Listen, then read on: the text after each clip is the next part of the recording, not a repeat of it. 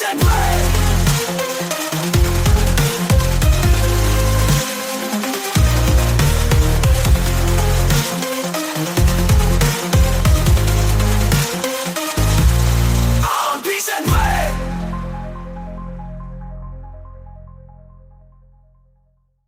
donc, on va pouvoir justement parler d'immersion, puisque c'est un peu le principe. Émilien, on avait parlé de l'immersion dans les escape games. Oui. Sauf que là, ce dont il s'agirait, ce serait d'aller un petit peu au-delà et de parler un petit peu du travail dans les escape games.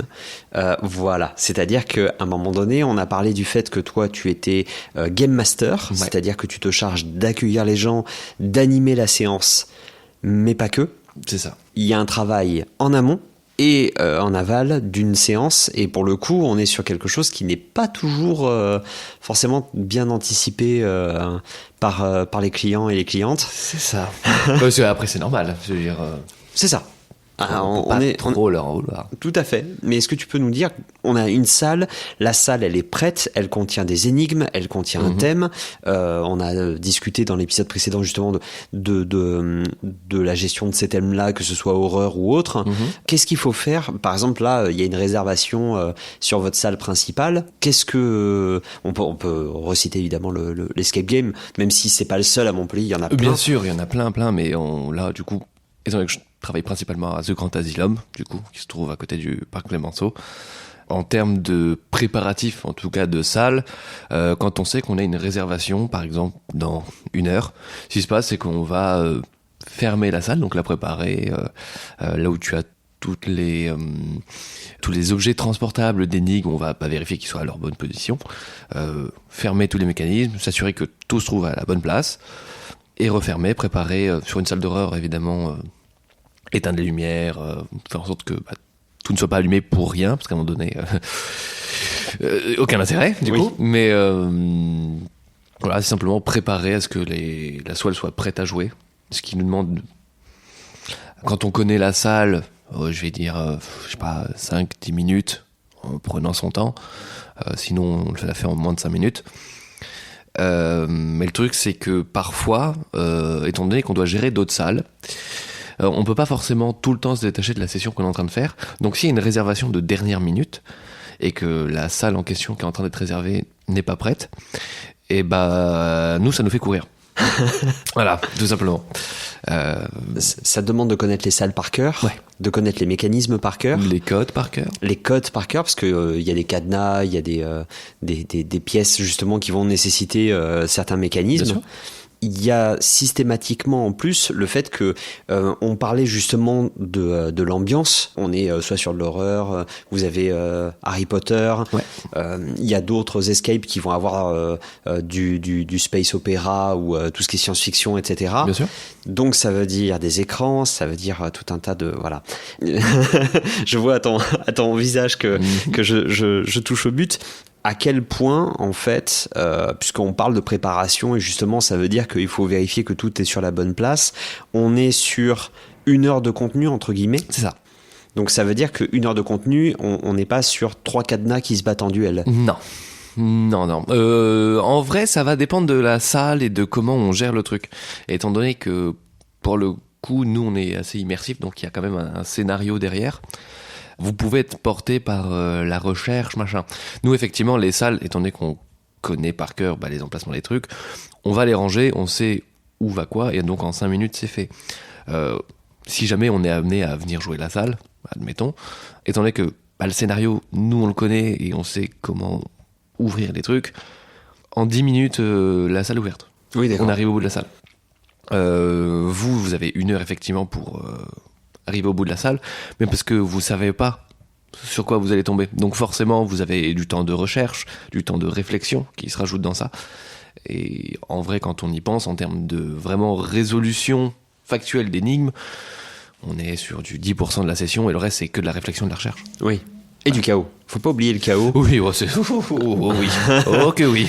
Parce que quand on est tout un groupe, et c'est un peu le principe, c'est qu'on va se retrouver avec systématiquement beaucoup trop de réflexions en même temps, et avec justement ce moment où il y a non mais je crois qu'il y a un truc avec les couleurs là sur l'étagère, et en fait personne va écouter cette personne là.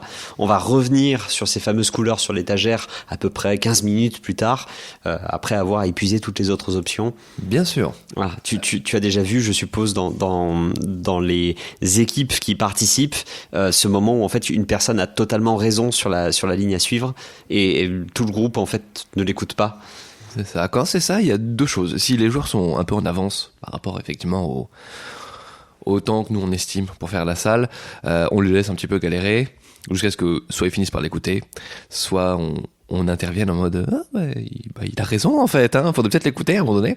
Mais aussi étonnant que ça puisse paraître, souvent, je vais prendre l'exemple des salles Harry Potter, là où on envoie en général les enfants, parce qu'on n'est pas forcément réputé pour les débutants, mais effectivement les salles Harry Potter sont accessibles pour les enfants. C'est souvent les enfants qui ont raison. Oui, d'accord. Ouais. Ouais. Avec les adultes qui font non. Tais-toi, Timothée. Mais justement, est-ce qu'il y a une différence de complexité technique dans l'élaboration des salles vis-à-vis du thème? On en parlait l'épisode précédent, qu'en fait le thème était placé sur les énigmes. Ouais, c'est vraiment de la décoration d'énigmes plutôt que de l'énigme en fonction de la déco. Mais du coup, est-ce qu'il y a quand même une complexité vis-à-vis des publics, ou est-ce que ça n'a rien à voir, c'est-à-dire que potentiellement, selon ce que vous aviez en tête vis-à-vis de Harry Potter, ça fait intervenir de la magie, donc autant ça demande des mécanismes qui sont peut-être avec une ingénierie différente? Oui, autant que possible, parce que souvent pour faire une salle, on a un certain budget, donc certains mécanismes peuvent plus ou moins être coûteux en fonction de l'effet qu'on veut avoir. Donc effectivement, si le budget ne suit pas, on essaie de faire au mieux pour que nous, en tout cas dans l'acting, ça paraisse magique. Sinon, si le budget suit, effectivement, on peut avoir quelque chose vraiment d'intéressant au niveau du feedback, du retour client. Donc quand on élabore la salle, effectivement, c'est des choses auxquelles on réfléchit en amont. Parce que du coup, est-ce qu'on peut aborder juste la partie budget? C'est à peu près combien? Est-ce que tu as un ordre d'idée? Ça va dépendre de plein de choses. Autant déjà les superficies des salles vont être très différentes, donc ça veut dire que l'espace pour mettre des mécanismes varie, donc on peut en mettre plus ou moins. Ça va dépendre de la densité d'énigmes effectivement présentes dans la salle. Si ça va être principalement que des cadenas, effectivement le budget va pas être fifou. Ouais. Parce que ça reste des cadenas. Ça reste des cadenas, ouais. Voilà. Après, s'il y a des mécanismes, par exemple, je sais pas, des armoires qui vibrent, des écrans, notamment, dont on parlait tout à l'heure, effectivement, là, ça commence à chiffrer, ça dépend de plein de trucs, en fait. Donc, on peut pas te dire un prix, c'est très large, en fait. Mais parce que, effectivement, quand tu investis sur du matériel pour ensuite faire ta salle, le matériel, il peut pas être, pris d'une salle pour être alloué sur une autre, c'est-à-dire que le matériel il est figé sur cette salle-là. Ouais. Des écrans, du système de son par exemple, ça veut dire que si tu as un super son mais que tes salles elles font appel au son d'une façon générale, ça veut dire qu'à chaque salle en fait il faut réinvestir. Pour peu que ta salle elle soit découpée en plusieurs salles, autant ça veut dire réinvestir à chaque fois? Oui et non, autant effectivement on a plusieurs postes pour gérer les salles différentes, notamment pour les musiques, pour avoir des musiques différentes, parce qu'une musique Harry Potter dans une salle d'horreur, ça marche moins bien. Mais étant donné que vous êtes dans une seule et même salle qui peut contenir plusieurs pièces, en général on met une même musique d'ambiance, et quand vous changez de salle, si nécessaire, s'il y a besoin de changer de musique, on a une playlist de musique. Oui, ça bascule d'un truc à l'autre, quoi. Oui, ok. Parce que c'est souvent une question qu'on élude. À un moment donné, il y a quelques années de ça, on a eu un essor incroyable sur les escape games, où il y en a même entre guillemets des portables. C'est-à-dire qu'il y a aujourd'hui des associations qui proposent des escape games qui sont vraiment mouvantes. Il y en a qui vont proposer des kits presque. Les unlock, les machins. C'est ça, c'est très très cool. Alors il y a la version en plus jeu de cartes qui est Lock, Exit notamment, qui marche, je trouve, très très bien. Mais par contre, il y a aussi, j'en ai vu, c'était au Festival international du jeu de Cannes il y a 2 ans, où en fait, il y en a un, il s'est pointé avec une mallette. Okay. Et en fait, la mallette entière, c'est justement le côté casse-tête, mais en même temps, comment dire, ça te fait quand même réfléchir en dehors de l'objet lui-même, et ça marche d'enfer. Là, pour le coup, aujourd'hui, en plus avec un escape game qui est déjà installé, il y a quand même un facteur surprise que les gens attendent. D'un point de vue justement de l'effet waouh, de l'entrée de la pièce, des mécanismes, ou est-ce que là, on parlait d'immersion avant. Est-ce que c'est vraiment cette immersion-là que les gens vont chercher ? Et finalement, les énigmes sont pas secondaires. Mais disons que, comme tu disais, ça prend en réalité 5-10 minutes à faire. Et en gros, c'est 1 heure de découverte finalement de cet univers-là. En fait, ça va dépendre de plein de choses. Déjà, les clients, ils sont tous très différents. Donc, ils vont avoir des envies et des besoins différents.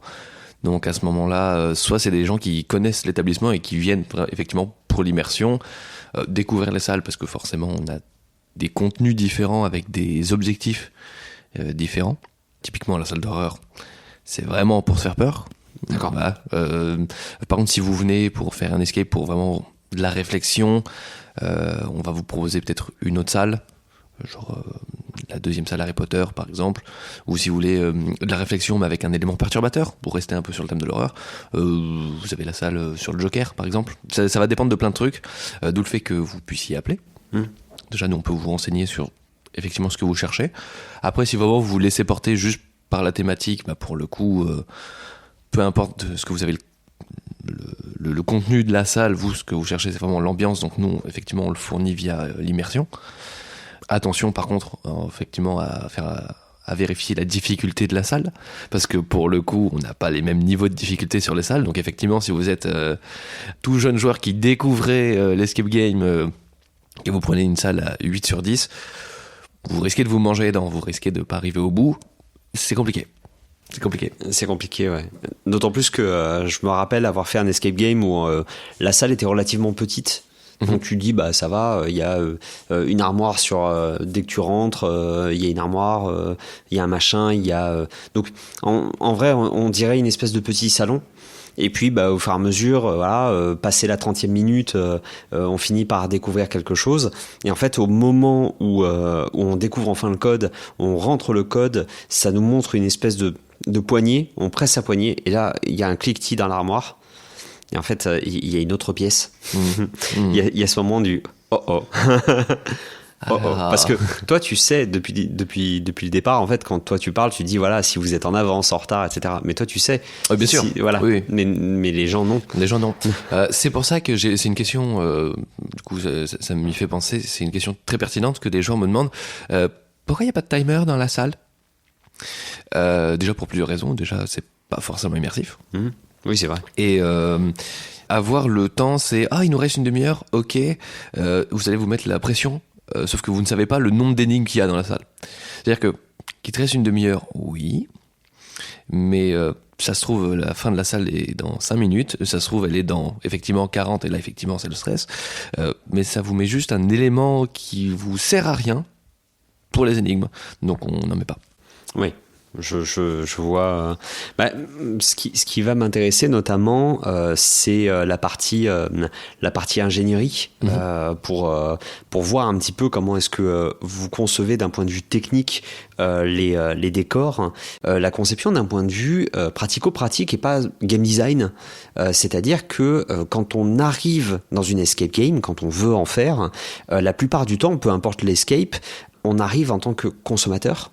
C'est-à-dire qu'on va pas forcément se poser la question de l'envers du décor. Du moins, on va pas aller rester, par exemple, sur le lieu pour discuter avec la personne, savoir comment est-ce qu'ils ont fait, analyser les mécanismes, etc.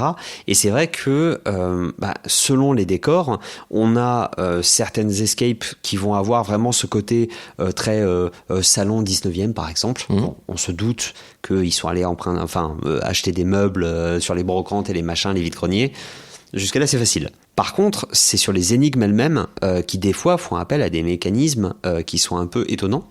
On pense notamment à justement, avant la pause, il y avait cette idée de déclencher en fait l'ouverture d'une porte alors qu'en fait on est complètement à l'opposé de la salle.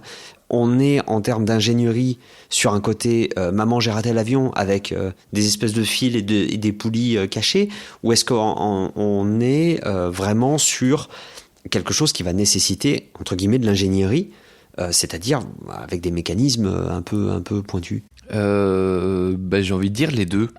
Ça va dépendre de plein de trucs, ça va dépendre effectivement du mécanisme en question, de ce qu'il est censé faire. Autant si c'est pour déplacer effectivement un objet, je sais pas, dans une salle.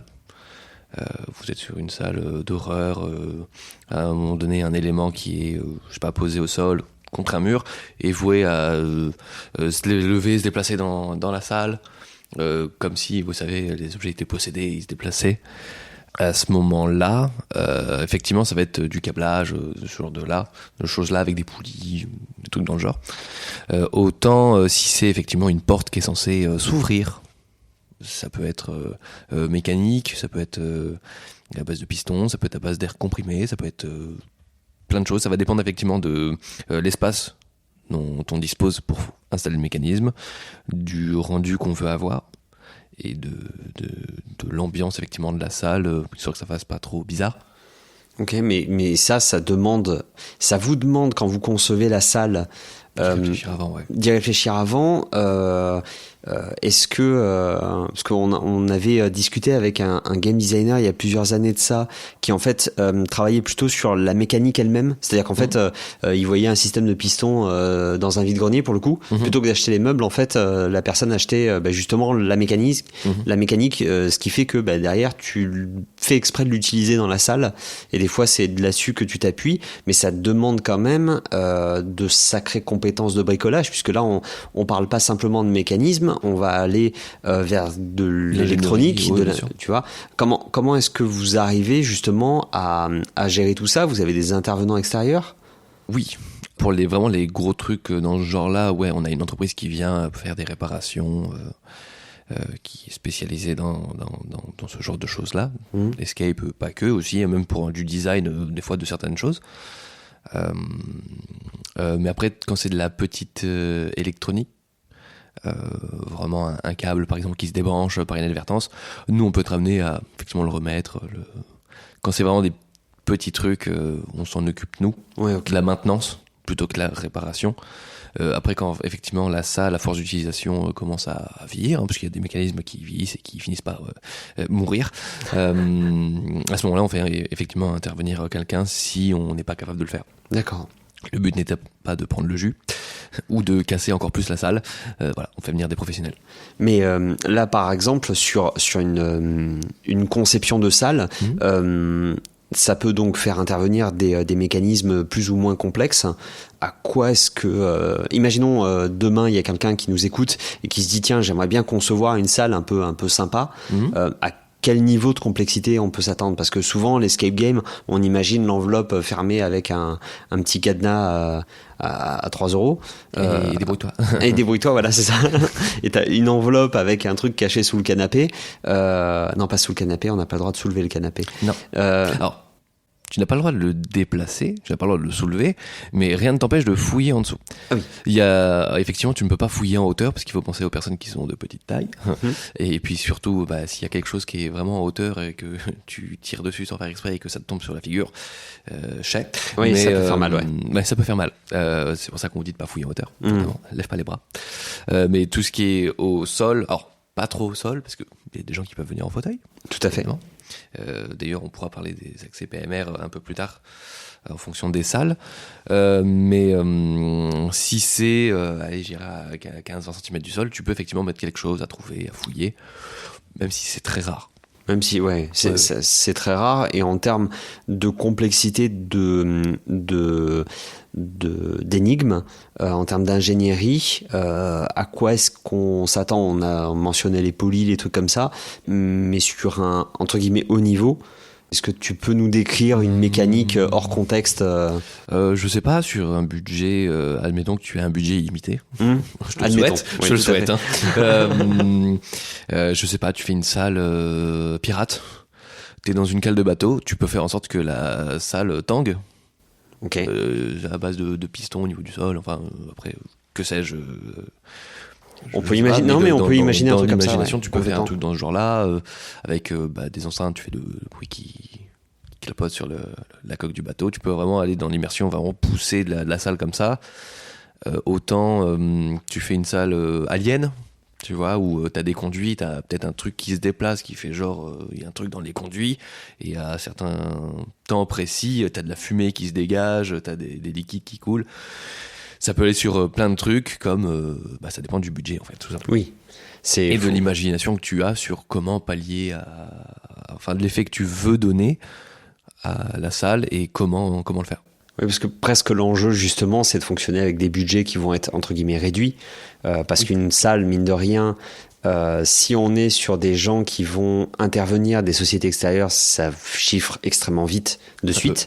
On va être vraiment comme si on devait rénover un appartement finalement au bout d'un moment, parce qu'il y a la partie mécanique, il y a la partie décor par-dessus, et je suppose que les décors aussi doivent... Ouais, pareil, ça dépend de l'univers que tu cherches à donner.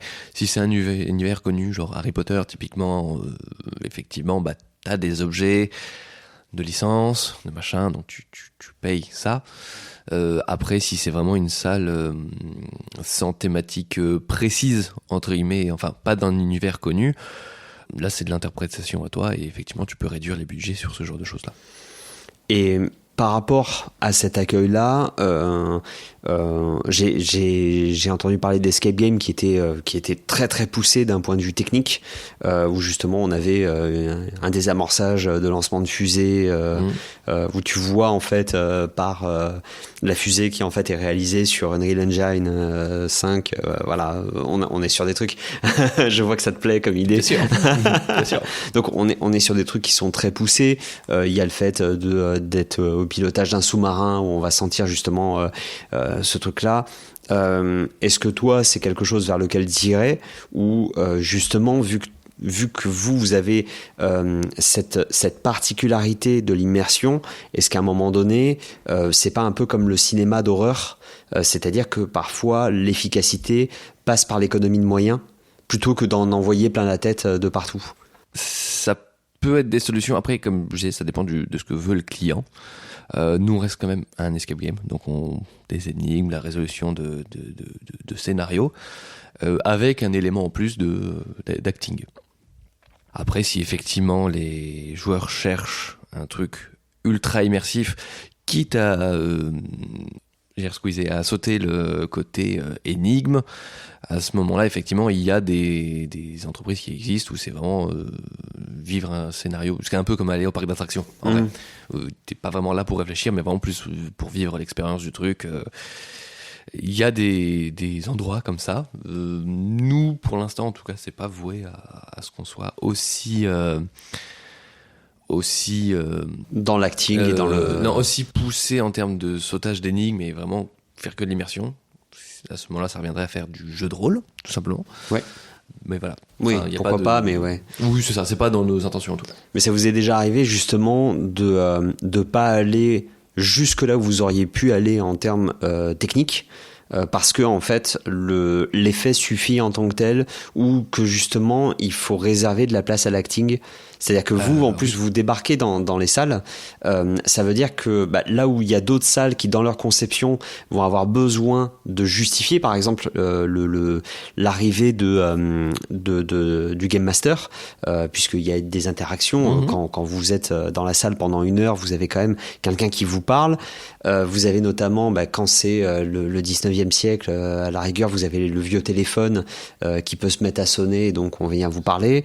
Quand c'est Trône de Fer, autant c'est un corbeau qui a dans son bec un message, et donc les messages arrivent par ce biais-là. Vous, le truc, c'est que quand vous concevez vos énigmes, à un moment donné, il y a peut-être une partie où vous allez dire, en fait, ça c'est dommage, autant le réserver sur la partie de notre intervention à nous. Et du coup, ça nous permet d'allouer du budget sur le reste, peut-être la fameuse deuxième salle cachée, etc. Il y a des trucs comme ça, sans trop révéler, parce que du coup c'est vraiment une épreuve de la salle. On a un mécanisme qui fonctionnait automatiquement, disons dans une des salles, que les joueurs arrivaient à accéder, le moyen d'ouvrir une porte, via un élément de la salle, tout seul. Sauf que c'est arrivé à un moment donné où nous, on était susceptibles d'intervenir, et c'est un élément qui, au cas où les gens n'y arrivent pas, on pouvait l'activer ou le désactiver manuellement depuis le bureau. Ce qui se passe, c'est qu'à un moment donné, cette chose-là a cassé. Et on s'est dit, en vrai, autant les gens ils sont incapables de l'ouvrir, ce qui nous fait accéder nous à la salle à 100% à l'intérieur. Et une fois qu'on a effectivement fait notre intervention, là à ce moment-là on peut leur déverrouiller la porte. D'accord. Typiquement. Oui, donc il y a vraiment là, ce cette truc-là idée, en fait, finalement, ce truc-là qui était vraiment problématique, ça devient beaucoup plus intéressant comme ça. Il y a des trucs comme ça. Nous, c'est beaucoup d'improvisation sur notre travail, parce que des fois, d'une session à une autre, il y a des trucs qui sont cassés, il y a des trucs qui sont perdus. Du coup, on essaie de pénaliser le moins les joueurs qui suivent, en tout cas. Et des fois, ça nous donne des idées en plus.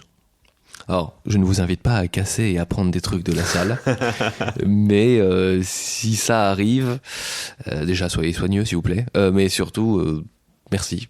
Merci. C'est surtout, oui, t'as quelques anecdotes de gens qui ont des réactions un peu particulières, parce qu'on pourrait finir sur une espèce d'anecdote où des fois même comment dire, c'est pas forcément le mécanisme, c'est la façon dont les gens s'approprient la salle. Ouais. J'ai ouï dire qu'il y avait une anecdote en étoile de mer. Est-ce que tu peux nous en parler? Parce que pour le coup, on a parlé, organisation, conception, etc. Mais là, pour le coup, après, il y a les gens qui testent. Et ça, c'est toujours différent de ce à quoi on s'attend. Bien sûr. Sur une salle d'horreur, vous êtes amené à déjà avoir peur, c'est le principe, mais parfois à vous cacher à des éléments sous un bureau, derrière une porte. Et puis il y a des gens qui sont très créatifs et qui se mettent tous en étoile de mer par terre, par exemple. Voilà, dans le noir. Alors, sachez que par sécurité, évidemment, on vous voit à l'infrarouge. C'est très drôle. Nous, de notre bureau, on rigole bien. Parce qu'au moment où ils ont compris qu'il y allait avoir une intervention, ils se sont tous mis au sol à écarter les bras et les jambes. Bien sûr. C'est génial. C'est super drôle. Quelle est la logique derrière? On ne saura jamais. Je sais pas, aucun instinct de survie, mais en tout cas, nous, ça nous a bien fait rire. En tout cas, merci beaucoup, Emilien. Avec grand plaisir. Et puis, je pense qu'on aura d'autres sujets sur les escape games à discuter pour aller vraiment sur le détail, peut-être même de certains détails de mécanismes sur les anciennes salles. Mais même parfois, c'est obligé, ça peut changer. Typiquement, là, aujourd'hui, on prévoit des sessions spéciales pour le 1er avril. Donc, sans trop en révéler, il y a des éléments qui peuvent être assez sympas. Oui, d'accord. Donc là, en plus, vous devez adapter les salles sur des événements. C'est ça. C'est des événements qu'on prévoit à l'avance en mode ça veut dire pour telle date on fait ça? Let's go. Voilà. Ok. Donc le 1er avril, donc aujourd'hui. 1er avril, Saint-Valentin, c'est ça. Ok. Halloween. Ok. Bon, rendez-vous au Grand Asylum. Avec grand plaisir. Et dans d'autres endroits, évidemment. Hein. Évidemment. On n'est pas fermé. En tout cas, merci beaucoup. Et puis, à très bientôt.